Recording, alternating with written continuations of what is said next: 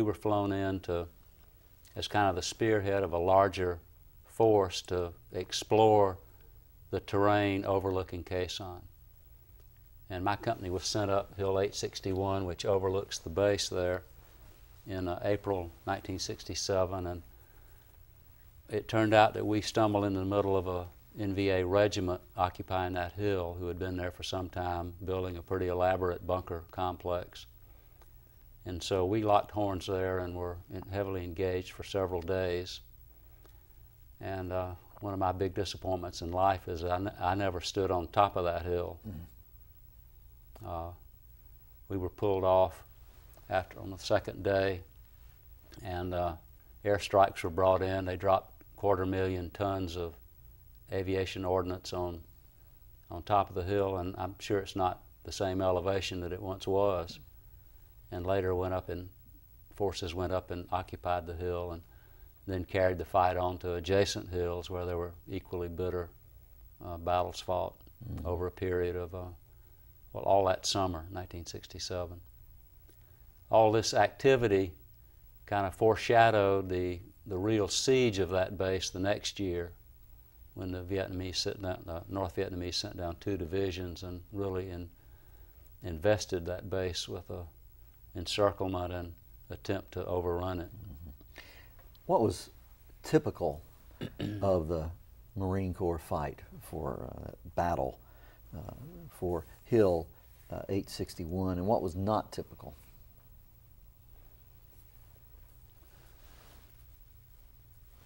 Well, I thought that we would be able to occupy Hill 861 simply by advancing up that hill with some artillery support, on-call air, and our own organic weapons. Up until that time, in most serious encounters I'd been in, the NVA pulled back.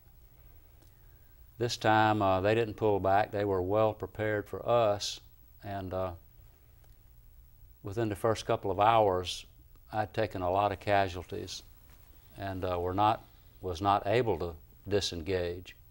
And so we stayed there and fought and called in what support we could until we were finally able to pull back a day later with the help of a number of fire support schemes, gunships, and different things to cover us as we brought our wounded and dead down off the hill. It was not a great day in my life. Casualties bad? Yes, I lost 13 men on that hill.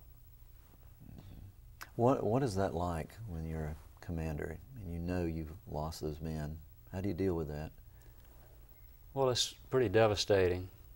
You know, there's so much to do. You have to compartmentalize it to some extent, keep on doing what you have to do. You've got other troops to lead and other replacements to fill in and other missions to carry on with. That's probably why a lot of men had trouble coming back from Vietnam, that never had a chance to process a lot of those feelings, emotions from losing friends or losing subordinates. Was that your fiercest combat in Vietnam? Yes. What was your closest call? Well, I heard a lot of bullets go by my face over that period of time, and a lot of bushes snapped and trees splintered, and so I guess that was the closest call, but I was personally not hit. Now you were involved in helicopters too. I mean, that was kind of the linchpin of moving troops in Vietnam, was the helicopter once you're in country, right? Yeah, I guess probably the moment that I was most afraid in Vietnam was in a helicopter trying to extract a wounded Marine through jungle canopy with the hoist. We had to hover over a hillside for, I don't know, 10 or 15 minutes to get the hoist down, get him hooked in, and bring him up. This was one of my recon Marines.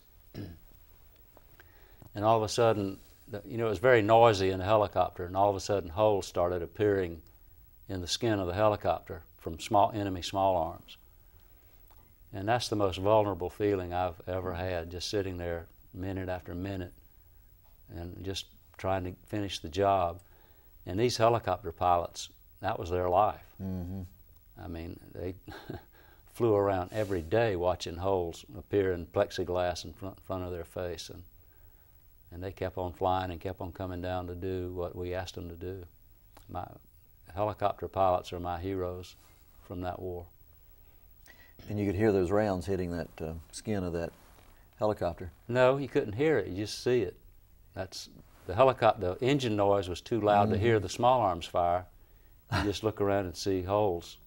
Maybe that was worse. It was worse. I mean, it was really an eerie and vulnerable feeling.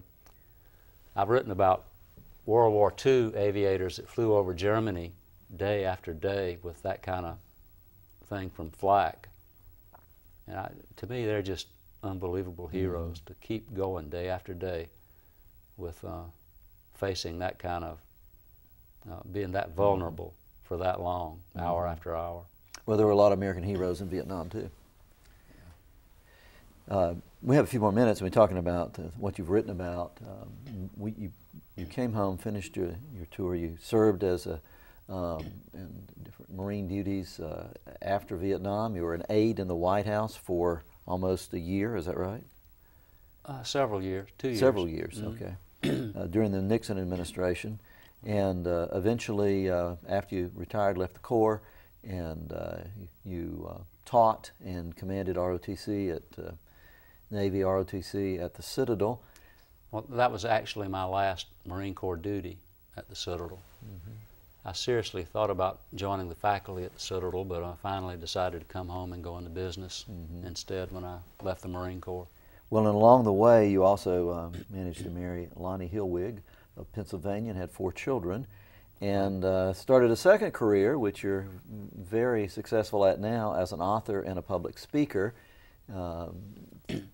4 books at the time of this recording, and this is the newest that is out, and it's called Battlefields and Blessings, Stories of Faith and Courage from World War II. How did you come to write this book? A great publisher in Chattanooga, AMG Publishers, approached me about writing it. I think they liked my earlier books, and this was to be part of a series of books titled Battlefields and Blessings. And they wanted me to do World War II, and right now I'm writing the same formatted book on Vietnam. But there are other editions on this from the Revolution and the Civil War that have already been out. So it's a great series, and I'm proud to be part of it. And it's stories, personal experiences, World War II. I've read through this. It's excellent and very well written, and the stories are just really gripping. But it's very unusual also because it's a devotional book. Right. And how did you come to write, as a Marine Corps officer, how did you come to write a military history that's also a devotional book? Well, my whole writing career, such as it is came about after I became a Christian in 1993. And after I became a Christian, I began to look at military history in a little different light and thought I would try to discern God's hand in it.